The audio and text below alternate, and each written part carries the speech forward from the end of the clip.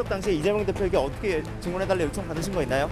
백현동 부지 용도 상향 관련 35억 수수 맞습니까?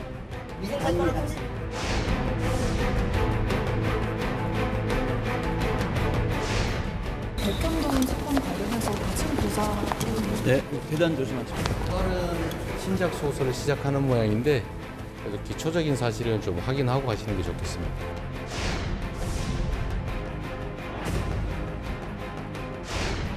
자신의 범죄를 감추려 물불 가리지 않고 또 다른 거시적 죄를 짓는 그야말로 이재명판 더 글로리답습니다. 국민의 눈을 속여 잠시 무죄의 타이틀을 지었다 한들 진실은 언제고 밝혀지기 마련입니다.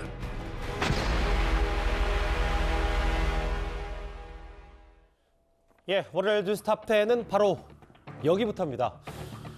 대장동 사건으로 이재명 대표를 재판에 넘긴 검찰이 또 다른 사업, 그러니까 백현동 의혹에 대한 수사를 높이고 있습니다. 그런데 이 백현동 의혹의 이른바 브로커로 지목된 A씨를 구속영장 청구하는 과정에서요, 새롭게 알려진 얘기가 있습니다. 바로 보시는 것처럼 이재명 대표의 이른바 위증 교사 의혹입니다. 검찰은 녹음 파일도 확보한 것으로 전해집니다. 저희가 하나하나 차분히 사실과 앞으로의 전망까지 만나볼 텐데요. 일단 2018년 경기도지사 후보자 토론회부터 먼저 보고 오겠습니다. 검찰 한 번도 들어간 적은 사칭하셨죠? 없어요. 검찰 사칭하신 거 아닙니까? 검찰 사칭하셨죠? 제가 한 게 아니고 PD가 사칭하는데 제가 옆에 인터뷰 중이었기 때문에 제가 그걸 도와줬다는 누명을 썼습니다. 그래서 구속됐습니까? 안 됐습니까? 구속됐습니다. 그래서 벌금형 받으셨죠? 네, 150만 원 받았습니다. 지금 하신 일들은 다 정의를 위해서 하신 일입니까? 저는 이 사회의 부정부패를 감시하기 위해서 열심히 노력했습니다. 그리고 저는 보복당했다고 생각합니다. 저는 검사를 사칭해서 전화한 일 없습니다. 저 5년 전에 저 토론회 때 저 발언 때문에 이재명 대표는 허위사실 공표 혐의로 기소가 됐습니다. 재판에 넘겨졌었어요. 물론 결과적으로 무죄를 받았습니다만. 그럼 이 사건 위증 교사 의혹의 분류가 될 수 있는, 먼저 21년 전으로 저희가 좀 가봐야 되는데 2002년 5월 10일 검사 사칭 사건부터 만나봐야 되겠습니다. 이현정 의원님. 네. 좀 알려진 얘기긴 했지만 다시 한번 들여다볼 필요가 있어요. 2002년에 무슨 일이 있었던 겁니까? 분당에 가시면 분당 파크뷰라는 굉장히 고급 아파트가 있습니다. 고층 아파트가 있습니다. 당시에 저도 이게 취재했던 기억이 나는데요. 예. 굉장히 고급 아파트고, 근데 문제는 이 성남시의 당시 김병량 시장이었는데요. 그러니까 특혜 분양 의혹이 있었어요. 뭐 정치인 등등 해서 당시 뭐 상당히 구속도 많이 되고 굉장히 논란이 됐던 사건입니다. 그때 이제 KBS 추정 60분에서 이거를 이제 보도를 하는데, 당시에 이제 이 최철호 PD라는 분이 계셨어요. 근데 이제 그때 이재명 대표가 성남시에 변호사를 하고 있으면서 성남시에서 이제 시민운동을 하고 있었던 상황입니다. 그래서 이 문제를 집중적으로 이제 파고 있었던 그런 상황인데, 예. 문제는 이제 그 성남 최철호 PD가 이 검사를 사칭해서 수원지검의 모 검사라고 그래서 김병양 시장과 통화를 하게 됩니다. 예. 근데 그 통화를 하게 된 전화번호를 가르쳐 준다든지 이름 가르쳐 준다든지 그게 당시 아마 이재명 대표 사무실에서 이루어졌던 걸 알고 있는데, 그때 이제 PD가 있고 이재명 대표가 쪽지를 주면서 이렇게 해라라고 옆에서 이제 코치를 했던 교사를 했던 이런 혐의가 있었던 거죠. 예. 근데 이제 이 그 PD는 이제 검사를 사칭해서 이게 나중에 문제가 됐습니다. 그래서 이제 좀 전에 그 장면 보신 것처럼 검사 사칭 혐의와 교사 혐의로 해서 당시에 이제 구속이 됐어요. 근데 벌금 이제 150만 원 받긴 받았습니다. 이재명 대표가. 그렇죠. 그런데 이제 그게 이제 한참 뒤에 이 경기도지사 선거 과정에서 저렇게 TV 토론에 보시면 당시에 자기는 누명을 썼다. 자기가 사칭한 게 아니라 KBS PD가 사칭한 것이다. 이렇게 주장을 했어요. 예. 그러니까 이게 지금 사실관계로 보면 완전히 아닌 것이죠. 아닌 것이고, 이게 이제 당시에 이런 것들이 문제가 이제 돼서 결국 이제 법정에 가서 이게 선거법 위반 사건으로 경기도지사 선거 사건 때 4가지 혐의로 이제 그때 선거법 기소가 됩니다. 예. 그 중에 한 가지였어요. 그런데 당시에 이 4가지 혐의 중에서 이 그 3가지가 다 1, 2, 3씩 무죄가 되는데, 특히 이 사건 같은 경우는 당시 김병양 시장의 수행 비서를 했던 A 씨가 이재명 대표한테 굉장히 유리한 진술을 하게 됩니다. 예. 그러니까 당시에 이재명 그 변호사를 엮어 넣기 위해서 PD 관련돼서 고소를 했고 뭐 이거를 취하한다. 이런 식의 어떤 이재명 대표에게 유리한 방향으로 이제 진술을 했어요. 예. 그래서 이재명 대표가 1심부터 3심까지 다 이 부분은 다 무죄가 선고됐습니다. 이제 그렇다 보니 지금 이 문제가 이제 다시 불거지는데 문제는 이 당시에 이 수행 배수던 분하고 이재명 대표가 통화를 했던 기록이 나왔어요. 왜냐? 예. 이분이 지금 백현동 사건 관련해서 조사를 받고 있습니다. 그래서 압수수색을 해보니까 집안에서 녹취록이 나온 거예요. 즉 이재명 대표가 직접 연결을 해서 뭐 이재명 대표 주장에 따르면 진실대로 증언해달라고 했지만 예. 이게 위증을 교사한 게 아니냐 이런 의혹을 받고 있는 겁니다. 지금 하나하나 꼼꼼히 처음에 다 짚어주셨는데 크게 보면 세 가지예요. 제가 한번 보겠습니다. 첫 번째, 2002년에 이런 검사 사칭 사건이 있어서 실제로 이재명 대표는 벌금 150만 원의 벌금형을 받았다. 그런데 2018년도에 경기도지사 토론회 때 본인이 검사 사칭한 적이 없다라고 해서 거짓 해명 아니냐, 방송에서 거짓말한 거 아니냐로 재판에 넘겨졌고 여기까지가 2018년 당시입니다. 다음 화면을 보겠습니다. 이런 일이 있었고 거짓 해명을 했고 그래서 이재명 대표가 재판에 넘겨졌다. 근데 재판 과정에서 이 검사 사칭 사건을 좀 잘 알만한 브로커 A씨에게 몇 번 전화를 해서 유리한 증언을 부탁했다. 위증을 요구했다. 이게 좀 핵심이네요, 오늘이요. 그렇습니다. 그러니까 이제 김인섭 씨의 측근 A 씨로 알려져 있지만 이 A 씨는 당시 검사 사칭 사건이 있었을 당시에는 김병량 당시 성남시장의 수행비서로 일을 한 분입니다. 예. 이제 그러다 보니까 검사 사칭 사건이 일어났을 때 김병량 시장과 통화한 내용을 누구보다 잘 알 수 있는 위치에 있었던 사람이었던 겁니다.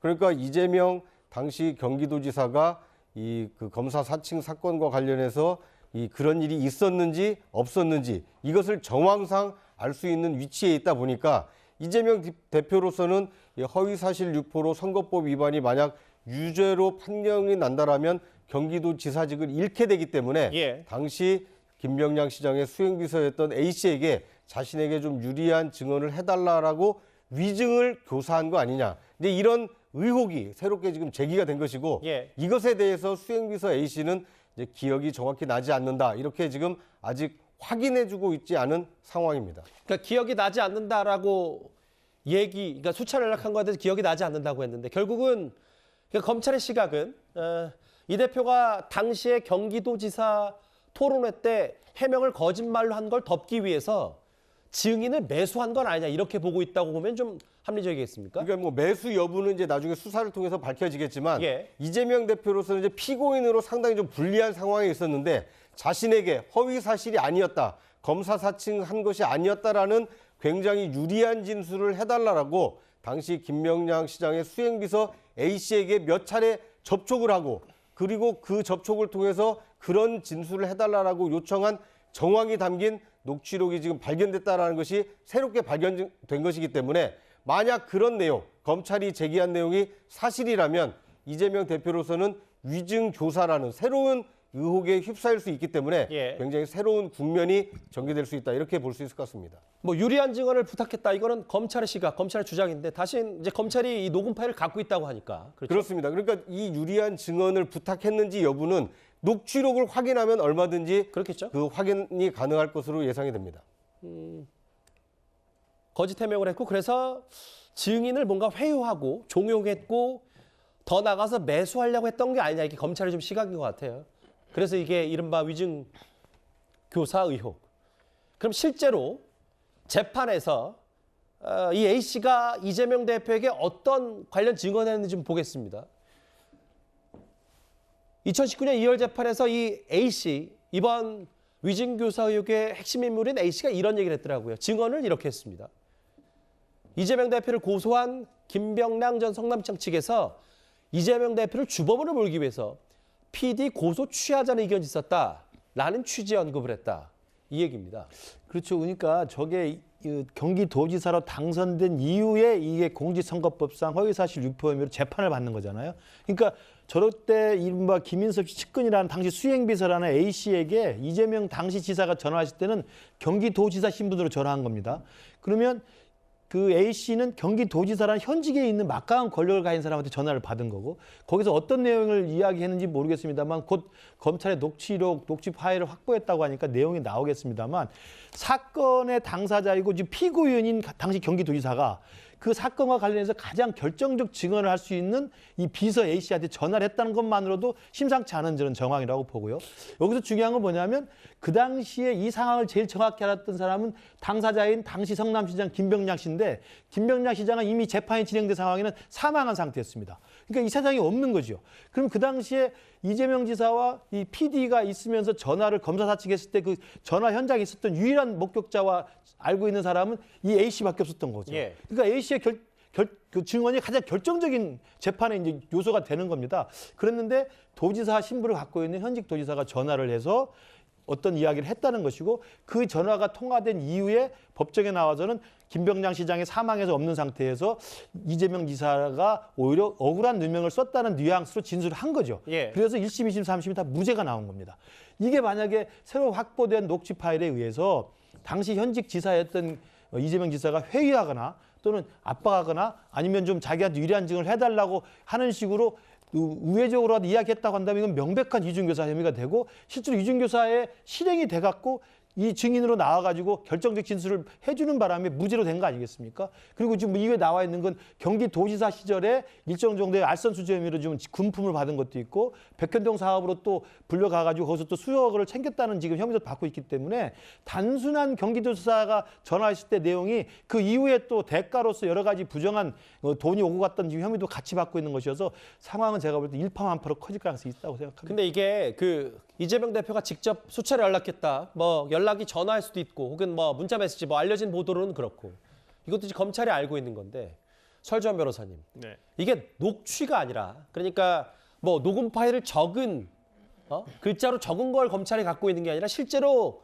이 두 사람의 통화 내용에서 네. 녹음 파일을 확보하고 있다면 이거가 증거로서는 좀 파괴력이 있는 건 아닌지 어떻게 좀 받아들이세요? 결정적인 만약에 그 내용이 그대로 있다라고 한다면 저는 결정적인 증거가 될 수 있다고 봅니다. 저는 어제 오늘 이 기사를 보면서 이게 왜 조금 뭐 이제까지 검찰에서 검찰발 소위 아니면 검찰에서 취재를 통한 어떤 이러한 내용이 보통은 많이 나왔는데 이 내용이 하나도 없더라고요. 통화 녹음 내용과 관련한 것들이 예를 들어서 이 부분과 관련해가지고 예를 들어서 저는 이재명 대표가 당시에 예를 들어서 뭐 이것을 뭐 이렇게 뭐 위증을 해달라고 했을까라는 생각은 저 개인적으로 아직 밝혀지지 않아서 모르겠습니다만 그냥 일반적으로 본다면 저는 그냥 뭐 사실대로만 얘기해 주십시오라고 얘기를 하지 않았을까 싶은데 뭐 이것은 뭐 통화 녹음 내용이 있다고 하니까 나중에 재판 과정이나 아니면 오늘 아마 영장실질 심사 과정에서 저는 제출이 됐을 거라고 분명히 어쨌든 영장 죄송합니다. 네. 영장 청구서에 그 내용이 있으니까. 네, 그렇죠? 있기 때문에 오늘 영장 발부가 될지 안 될지는 모르겠습니다. 근데 이분이 지금 A 씨라는 분은 지금 이 위증교사와 관련한 내용만 있는 게 아니라 특가법상 알선수재가 더 크거든요. 백현동 의혹 관련해서 네, 그렇죠. 맞습니다. 예. 액수가 조금 상당히 커요. 35억, 뭐 그다음에 7천만 원 이러기 때문에 오히려 이제 이게 영장 발부가 판사가 봤을 때 이 세 가지 혐의, 이분이 오늘 세 가지 혐의인데 예. 그 중에서 이것도 다 포함된 것인지 아니면 그냥 알선수재만 있는데 이게 나온 것인지 그래서 지금 단계에서 영장이 발부됐다 해서 이 혐의가 전부 다 유죄로 인정된 것은 아니기 때문에 일단은 재판 과정까지 지켜봐야 되겠지만은 결국에는 재판 과정에서 증거로서 제출이 될 것이라고 보고 있기 때문에 이건 멀지 않아 올해 안에는 무조건 객관적인 사실이 드러나리라고 저는 보고 이 부분에 대해서는 나중에 재판의 결과를 보고 우리가 충분히 판단할 수 있겠다라는 생각이 듭니다. 결국은 이거 그 허위사실 주장했다. 토론회 때 허위사실 유포한 거 아니냐. 이거 1, 2심 대법원까지 다 무죄가 나왔는데 그러면 그 A씨, 브로커 A씨의 증언이 결정적이었다. 그러니까 검찰은 증인으로 나가서 A씨가 거짓 증언을 했고 이게 이렇게 쭉 되면서 이재명 대표의 경기도지사직 박탈을 면했다. 뭐 이렇게 보는 시각도 좀 있는 것 같고요. 그러니까 이게 당시에 이재명 대표에게는 정말 절체절명의 순간이었습니다. 만약 이 재판에서 100만 원 이상 나온다 그러면 본인 경기도지사뿐만 아니라 대선 출마도 못하는 정치 생명이 끝나는 재판이었거든요. 그렇기 때문에 이재명 대표가 많은 변호사를 갖다가 이제 수임을 했고 뭐 그것 때문에 지금 변호사비 대납 문제도 또 불거져 있지 않습니까? 아마 본인의 모든 전력을 투구한 것 같아요.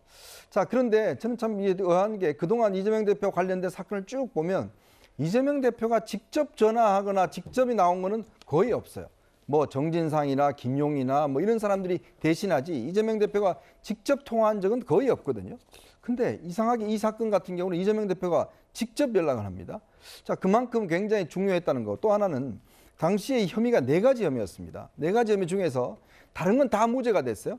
형 강제 입원 관련된 것만 2심에서 벌금 300만 원의 유죄가 나왔는데, 근데 이게 대법원에 올라가서 권순일 재판관이 뭐 아시겠지만 이게 뭐 소극적인 거짓말, 즉 뭐냐면 질문에서 어떤 했을 때 했는 거짓말은 이거는 허위사실 유포가 아니다는 판결 때문에 결국은 이것도 다 무죄가 됐거든요. 7대5로 해서. 그러니까 이 사건에서 만약에 이 A씨가 만약에 위증을 했다 그러면 이건 굉장히 중요한 문제가 될 수도 있습니다. 만약에 이 위증이 됐다 그러면 제가 변호사들한테 물어보니까 이게 재심 사유도 될 수도 있다라는 이야기가 하거든요. 예. 왜냐하면 지금 김병량 전 시장은 이미 돌아가시고 안 계시고 이 유례했는데 문제는 이 사람이 이거 이후에 여러 가지 대가를 받습니다. 뭐냐면 정진상 씨를 통해서 그 납품하는 업체에 통해서 7,100만 원의 어떤 이득을 받고 그다음에 백현동 사업을 이 김민섭 씨하고 함께 하면서 김민섭 씨가 받기로 한 70억 원 중에서 반을 갖다가 본인이 받기로 했어요. 그 얘기도 좀 해볼 그러면 겁니다. 예. 이거를 왜 받게 됐냐 이거죠. 결국은 예전에는 반대편에 섰던 사람인데 2018년 재판에서는 이재명 대표 측에 섰고 그 이후에 여러 가지 돈을 받은 흔적들이 나온다면 이거는 혹시 대가성이 있는 게 아닌가라는 의심을 할 수가 있다는 거죠. 지금 이현정 의원의 말씀 중에 핵심 중에는 제가 이런 것 같아요. 그러니까 지금 대장동 의혹도 정진상, 김용 혹은 뭐 정치자금 이런 거 김용 전 부원장이나 정진상 실장 다 부인하고 있잖아요. 대북 송금 의혹도 이화영 전 부지사 100% 부인하고 있어서 마지막 이재명 대표로 가는 최측근들 선에서 부인하고 있기 때문에 실제로 검찰이 수사를 하려면 좀 더 열심히 해야 되는데, 반면 이번 의혹 같은 경우는 이 대표가 직접 전화한 걸 검찰이 포착했기 때문에 그래서 다른 의혹보다는 좀 더 무게가 실릴 수밖에 없다, 이 말씀하시는 그렇죠. 겁니까? 바로 이제 이재명 대표의 육성이 나오는 겁니다. 제가 뭐 듣지는 못했어요. 저희도 못 들어봤어요. 뭐 예. 무슨 이야기인지 모르겠지만 어쨌건 그 내용 한 번이 아니라고 알고 있습니다. 그러니까 몇 차례 걸쳐 전화했다는 걸 알고 있는데 문제는 그 전화가 내용 자체가 이 증인을 갖다가 압박했다든지 증인을 회유했다든지 이런 식의 이야기가 있다 그러면 이건 굉장히 엄중한 문제일 것 같습니다. 예. 그 실제로 검사 사칭 사건 작년 대선을 앞두고요. 당사자인 해당 PD가 기자회견을 연 적이 있습니다. 한번 그 목소리 듣고 오겠습니다. 이재명 변호사가 저한테 뭐냐면 검사 이름을 대면 취재가 쉬울 거라고 본인이 먼저 이야기했습니다. 자기가 잘 아는 검사가 있다는 거예요. 그리고 이름을 알려줬습니다. 그리고 이 이름을 대면은 답을 순순히 해줄 거다. 만족하지 않으면 그때마다 추가로 질문을 메모해서 적어줬습니다. 그리고 답변이 본인이 원하는 답변이 나오면 동그라미를 표시해서 만족스럽다는 얘기를 해서 끊임없이 사인을 줬었습니다.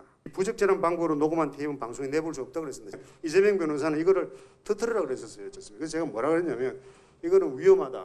방송국이 부담을 지지 않게 해주겠다 그랬어요. 어떤 방법이냐면 내가 이재명 변호사가 이 녹취물을 제보한 것처럼 해주겠다 했어요.